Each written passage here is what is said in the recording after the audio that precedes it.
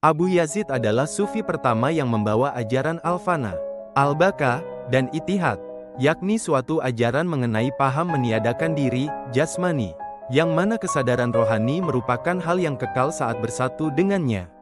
Al-fana-fana berarti sirna, maksudnya adalah lenyapnya kesadaran diri seorang sufi tentang alam jasmani ini, termasuk tentang dirinya sendiri. Istilah fana oleh kaum sufi dipakai untuk menunjukkan gugurnya sifat-sifat tercela.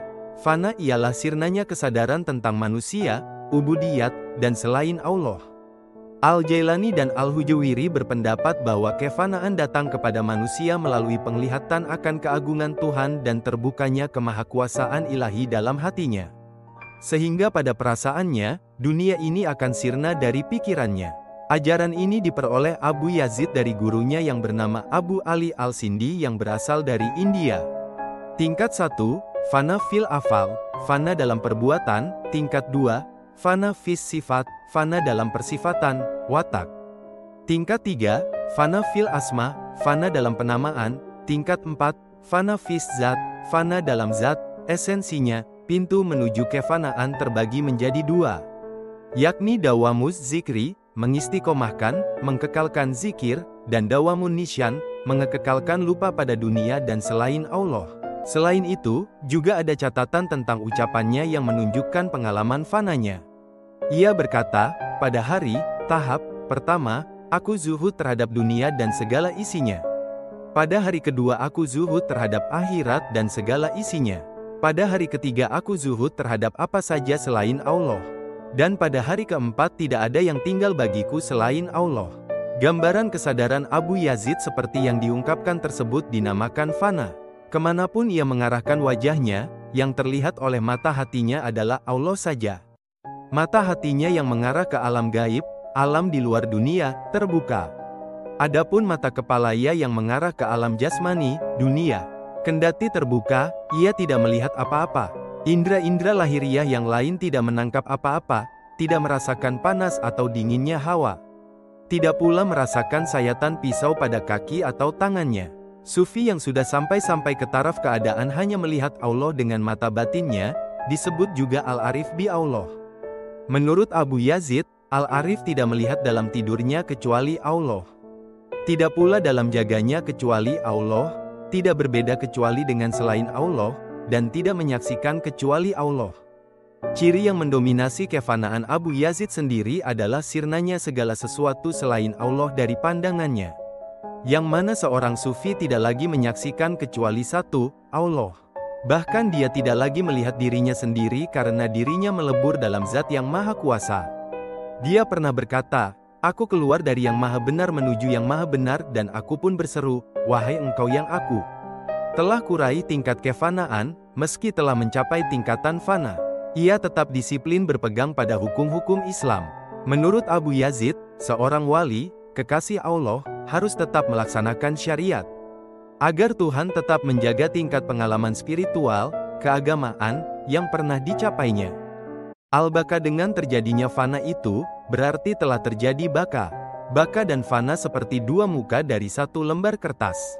Baka sendiri berarti meninggalkan kebodohan menuju pada kondisi yang mengetahui. Pergi dari kebekuan hati ke pemujaan tanpa henti serta meninggalkan penilaian atas manusia yang bersifat sementara menuju ke penglihatan langsung kasih ilahi yang abadi, kelanggengan dalam mengingat Tuhan.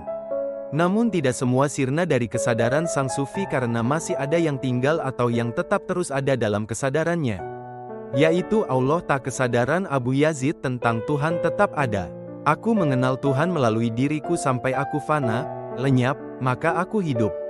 Dalam fana seorang sufi akan merasa sirna atau tenggelam dalam lautan ketuhanan yang baka, keadaan seperti itulah yang disebut baka. Ittihad keadaan seperti fana baka itu dapat disebut sebagai ittihad, bersatu, yakni merasa bersatu dengan Allah. Maka selanjutnya adalah tingkatan ittihad, apabila kamu telah bersatu dengan Tuhan.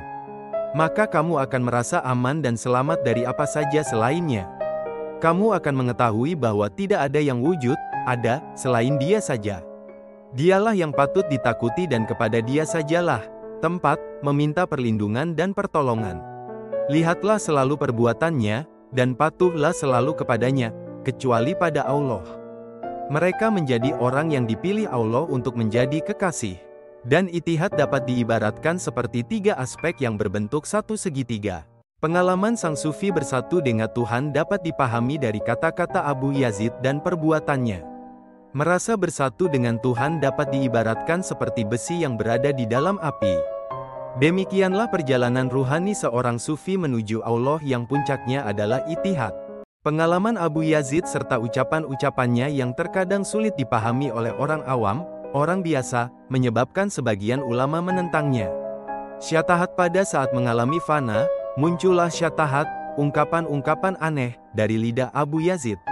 Abu Nasr al-Sarraj berpendapat bahwa syatahat, Inggris, theopatical stammerings, itu menggambarkan pencapaian kondisi spiritual sang sufi yang lebih tinggi. Berikut adalah sejumlah syatahat yang pernah diucapkannya.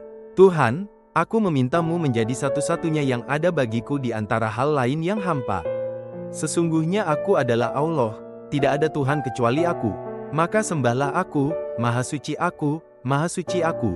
Alangkah maha agungnya keadaanku. Ini diucapkannya saat sedang menunaikan salat subuh berjamaah yang membuat orang-orang tercengang dan menganggapnya gila. Tidak ada Tuhan selain aku, maka sembahlah aku. Maha suci aku, maha suci aku, maha besar aku. Allah yang maha agung telah berkenan menerimaku di 2000 tingkatan. Pada setiap tingkatan, ia menawarkan sebuah kerajaan kepadaku, tetapi aku tolak. Maka Allah berkata kepadaku, "Hai Abu Yazid, apa yang engkau inginkan?"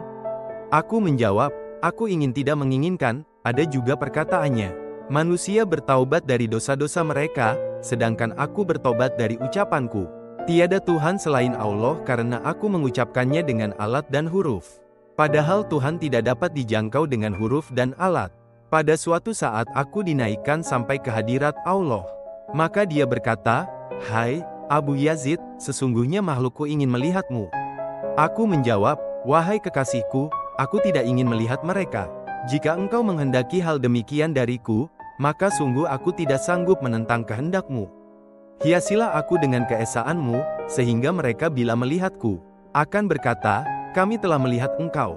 Padahal yang sebenarnya mereka lihat sebenarnya adalah engkau, karena dikala itu aku tidak ada di sana." Dikisahkan bahwa pernah seseorang laki-laki mendatangi Abu Yazid di rumahnya. Setelah orang itu mengetuk pintu rumah, maka Abu Yazid bertanya, "Siapa yang kamu cari?" Orang itu menjawab, "Abu Yazid." Lalu Abu Yazid berkata, "Pergilah, tidak ada di rumah ini kecuali Allah." Di lain hari, ia berkata, "Yang ada dalam di jubah ini hanyalah Allah. Apabila jahanam melihatku, maka ia akan menyurut."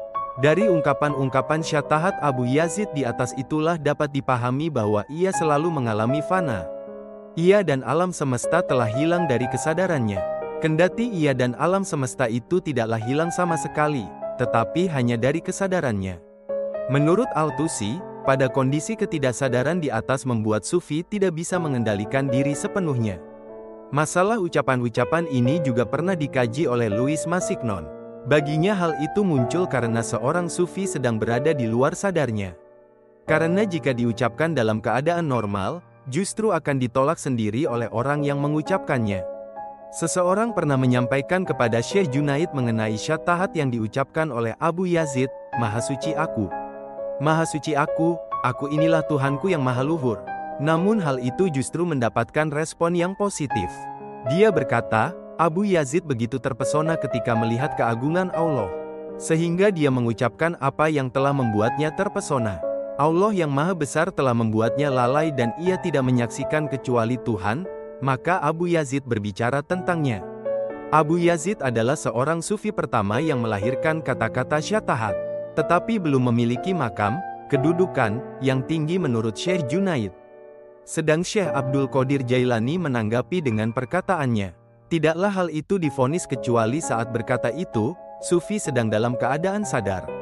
Namun jika ia dalam keadaan sadar, maka hukuman akan diberlakukan atasnya." Pengalaman Abu Yazid serta ucapan-ucapannya yang terkadang sulit dipahami oleh orang awam, orang biasa, menyebabkan sebagian ulama menentangnya. Abu Yazid juga menuai kontroversi mengenai Miraj, naik ke langit, yang mana Nabi Muhammad pernah melakukan perjalanan dari Yerusalem menuju langit ketujuh, yang dialaminya. Abu Yazid sangat tertarik pada pengalaman spiritual yang tinggi dari Nabi Muhammad SAW tersebut. Ia juga memimpikannya dan mendapatkannya. Kisahnya dimulai saat dia bermimpi mengalami Miraj, naik ke langit dengan membawa kerinduan mencari Allah, ingin bersatu dan tinggal bersamanya untuk selamanya. Saat itu ia mendapatkan ujian, Allah memperlihatkannya berbagai macam karunia, menawarkan kekuasaan atas seluruh langit, tetapi ia berpaling karena ia tahu bahwa semua itu hanyalah ujian. Lalu dia berkata, "Wahai kekasihku, keinginanku bukanlah itu semua." Selanjutnya ia naik ke langit kedua, di sana terlihat para malaikat bersayap yang terbang ke bumi 100.000 kali setiap hari untuk melihat para wali, kekasih Allah, yang mana mereka memiliki wajah bersinar seperti matahari. Kemudian ia terus naik dan sampai pada langit ketujuh. Tiba-tiba terdengar sebuah sahutan, "Hai Abu Yazid, berhentilah, kau sudah sampai pada tujuanmu." Namun dirinya tidak mempedulikan hal tersebut dan terus terbang. Tuhan yang melihat ketulusan dan kerinduan mencarinya, mengubahnya menjadi seperti seekor burung yang dapat terbang. Ia melintasi kerajaan-kerajaan, menembus hijab, penghalang, demi hijab sampai salah satu malaikat menemuinya dan menyerahkan sebuah pilar cahaya dan berkata, "Ambillah." Ia berkata bahwa saat itu langit dan seluruh isinya berlindung di bawah makrifatnya, pengetahuan. Mencari cahaya dalam cahaya kerinduan, dan perhatian yang seluruhnya untuk mencari Allah.